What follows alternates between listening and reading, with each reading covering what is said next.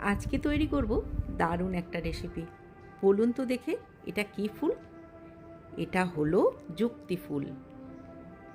খুব সুন্দর দেখতে, তার সাথে বেশ সুগন্ধ। যুক্তি ফুলগুলো ভালো করে ধুয়ে এইভাবে কাঁচি করে কেটে নিলাম।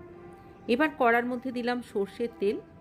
একটা বড় সাইজ আলু আমি কেটে নিয়েছি, আর নিয়েছি দুটো শুকনো লঙ্কা। তেল গরম হলে ফোড়নে দুটো শুকনো লঙ্কা দিচ্ছি। লঙ্কাটা ভাজা হয়ে গেলে কেটে রাখা আলুটা এর মধ্যে দিয়ে দেব। দিয়ে দিচ্ছি সামান্য একটু হলুদের গুঁড়ো আর পরিমাণ মতো নুন।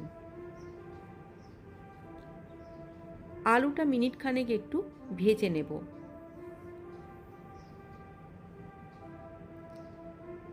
এই ফুলটা খাওয়া আমাদের শরীরের জন্য কিন্তু ভীষণ উপকারী।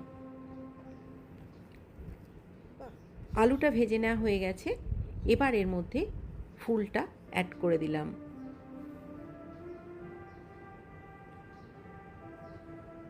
ফুলটা আলুর সাথে ভালো করে মিশিয়ে নিচ্ছি। এখন গ্যাসের ফ্লেম লো টু মিডিয়ামে করে ঢাকা দিয়ে দিয়ে আমি এই ফুলটা তৈরি করে নেব।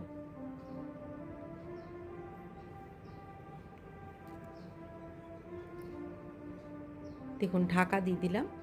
আবার ঢাকাটা খুলে একবার নেড়ে চেড়ে আবারও একবার ঢাকা দিয়ে দিচ্ছি। এইভাবে ঢাকা দিয়ে দিয়ে আমি ফুলটা ভেজে নেব। এই ফুলটা দিয়ে অনেক রকম রেসিপি হয়, তার মধ্যে আমার সবথেকে ভালো লাগে এই আলু দিয়ে ভাজাটা। এই ভাজাটা একবার বানিয়ে খেয়ে দেখবেন, ভীষণ ভালো লাগবে।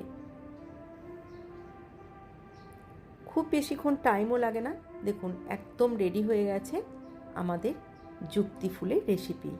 কেমন লাগলো অবশ্যই জানাবেন। সবাই খুব ভালো থাকবেন, সুস্থ থাকবেন।